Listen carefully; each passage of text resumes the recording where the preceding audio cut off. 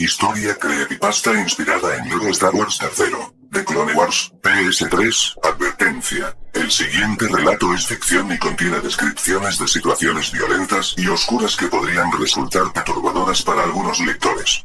Léase con discreción. 1. El descubrimiento inesperado. Todo empezó una tarde cuando decidí desempolvar mi vieja consola PlayStation 3 y revisitar uno de mis videojuegos favoritos, Lego Star Wars III, The Clone Wars. El juego tenía ese encanto particular de las entregas de Lego, humor ligero, combates sencillos y la posibilidad de desbloquear todo tipo de personajes y secretos. Sin embargo, pronto me di cuenta de que algo extraño comenzaba a suceder. Al iniciar la consola, noté que el logo de PS3 tardó más de lo normal en aparecer. Las letras parecían retorcerse en un tono rojizo, casi como si estuvieran manchadas de sangre.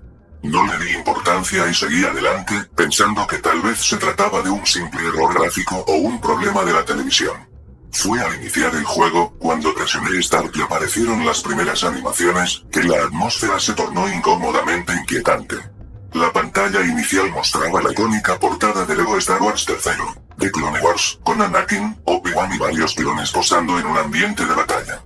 Sin embargo, su característico tono alegre estaba ahora apagado.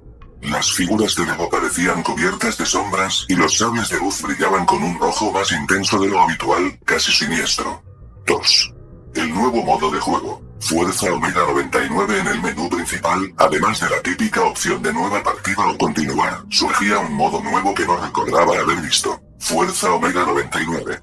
El icono era una calavera de clon pintada con marcas rojas y blancas. Sin pensarlo mucho, mi curiosidad se impuso. Entré en ese modo y, de inmediato, los sonidos del menú se distorsionaron, como si provinieran de una grabación vieja y rota. Se presentaba una suerte de introducción cinemática en la cual un grupo de clones de élite, parecidos al Bad Batch, se reunía en una base oculta de la República.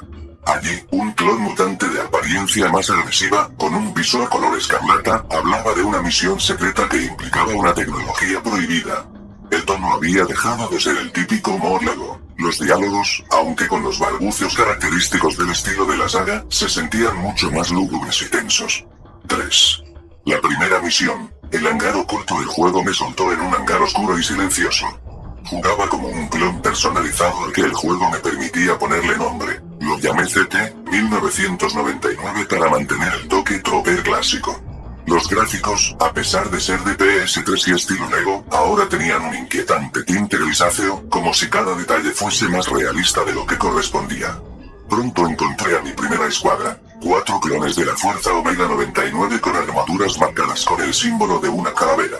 Nuestra misión era infiltrarnos en una instalación separatista y eliminar al líder droide antes de que pudiera detonar un arma de destrucción masiva. Todo parecía una típica misión de Lego Star Wars, excepto que las animaciones mostraban a los droides siendo destruidos con impactos de blaster que, en lugar de chispas y piezas de Lego, dejaban charcos de aceite oscuro y pedazos metálicos retorcidos. Lo más perturbador, en medio de esas chispas, se podían distinguir retazos de lo que parecían órganos mecánicos, como si la mecánica Lego de los droides estuviera mezclada con algo vivo.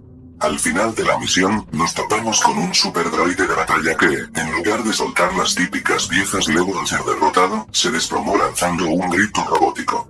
La cinemática que siguió fue demasiado larga y siniestra para un juego de Lego. Podía ver las cabezas de droide rodando y un detalle de sangre de aceite que jamás había visto en un título familiar.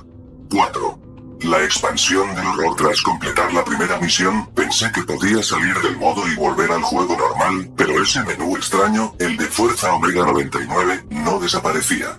No me daba la opción de regresar al menú principal clásico. Solo podía continuar la campaña o explorar un nuevo modo libre que se había desbloqueado. Por supuesto, mi curiosidad fue más fuerte.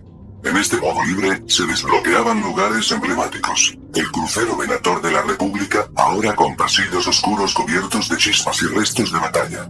El campo de batalla de Geonosis, con arenas manchadas de un color rojizo más profundo de lo normal. Una instalación secreta de camino, donde se producían clones con mutaciones cada vez más aterradoras.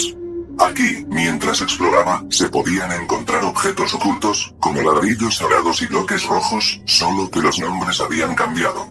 Un bloque rojo no te otorgaba un truco de stud multiplier o invisibilidad como en el juego normal, sino visión gore, mutilación avanzada o desmembramiento automático.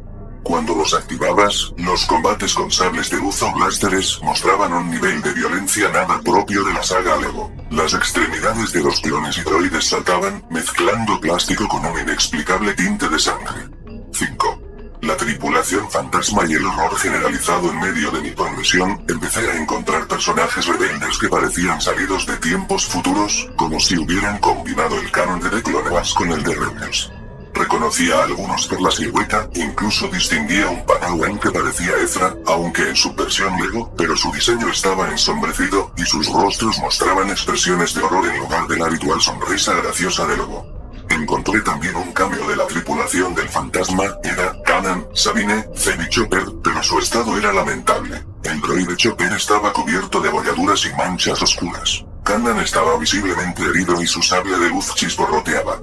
Parecía un mundo de pesadilla donde la cronología de Star Wars se rompía y mezclaba, como si todos los soldados clon y los rebeldes estuvieran atrapados en un ciclo de guerra perpetua, muy distinto a las aventuras aptas para toda la familia. 6. El pico de la violencia. Masacre de clones y droides. Conforme avanzaba, la atmósfera se volvía cada vez más opresiva. Las misiones ya no eran simplemente avanzar y derrotar al jefe. En su lugar, se sucedían escenas de batallas multitudinarias donde veía a millones de clones y droides chocando en campos plagados de cadáveres de plásticos y metal, con texturas inquietantemente realistas. Era un auténtico caos. Clones decapitados soltando bloques y líquidos rojizos. Droides destripados con circuitos expuestos, que parecían órganos robóticos palpitantes. Explosiones que dejaban montones de cadáveres de clones y montones de chatarra amontonándose en fosas. Entre cada misión, en lugar de una graciosa cinemática, surgían escenas de corte que mostraban primeros planos de las pilas de cuerpos y restos mecánicos, todo acompañado por un sonido ambiente atroz, como llantos y gritos distorsionados. Empezaba a sentirme realmente incómodo y con la sensación de que este juego se burlaba de la realidad de la guerra, exponiendo la crudeza de un conflicto que debería haber sido tan solo un pasatiempo inofensivo. 7. La confrontación con el líder separatista. Todo conducía a una misión final. La eliminación del gran líder separatista, quien se presentaba como un misterioso Lord Sith con una máscara irreconocible, mezcla de metal retorcido y runas rojas. Para llegar a él, primero debías derrotar a varios jefes previos. Un general droide mutado con brazos adicionales llenos de sables de luz rojos. Un comandante clone corrompido por la oscura tecnología, que atacaba tanto a clones como a droides. Un monstruoso rancor mecánico, con partes robóticas soldadas a su cuero, que despedazaba a cualquiera que se acercara. Cada batalla era más retorcida y despiadada que la anterior.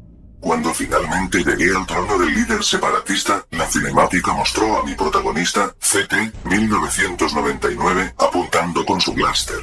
Antes de disparar, el villano pronunció unas palabras ininteligibles. Un sonido grave retumbó y la pantalla pareció agrietarse, como si fuese un vidrio roto. De pronto, una imagen fugaz mostró miles de clones, flotando en el vacío de un espacio sangriento, mientras el líder reía sin parar. 8. El final y la advertencia. La batalla final fue extrañamente sencilla. Bastó un disparo certero en la cabeza del líder separatista para que cayera inerte. Sin embargo, al morir, el juego mostró una secuencia extremadamente larga.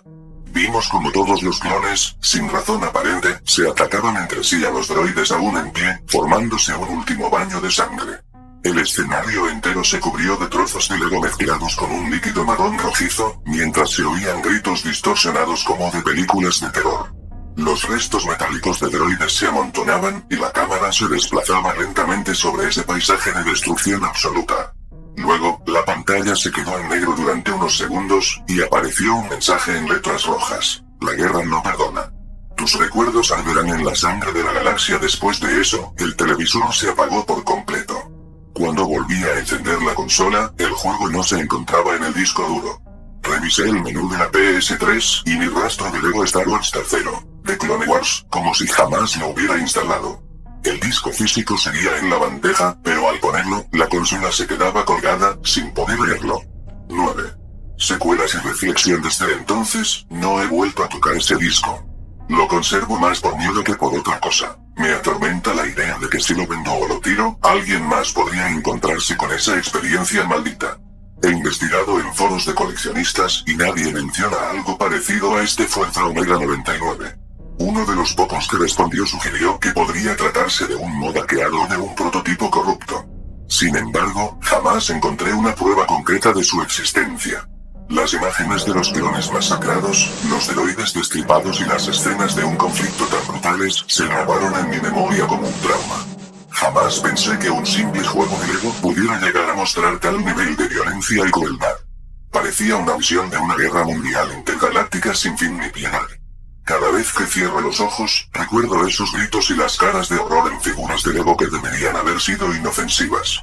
Ahora, cada vez que alguien me pregunta si recomiendo Lego Star Wars 3, de Clone Wars, no sé ni qué responder. Por un lado, sé que la versión real del juego es inofensiva y divertida, pero mi experiencia fue tan macabra que prefiero callar o cambiar de tema.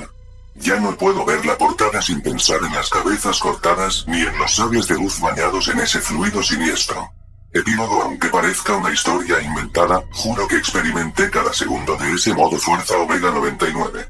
No sé si fue el disco, la consola o una alteración digital que se filtró de algún rincón prohibido de la red. Solo sé que esa parte del juego parecía diseñada para destruir la inocencia que transmiten los títulos de Lego Star Wars. Era un vistazo a una guerra sucia y real, mezclada con la juguetona estética de bloques de construcción.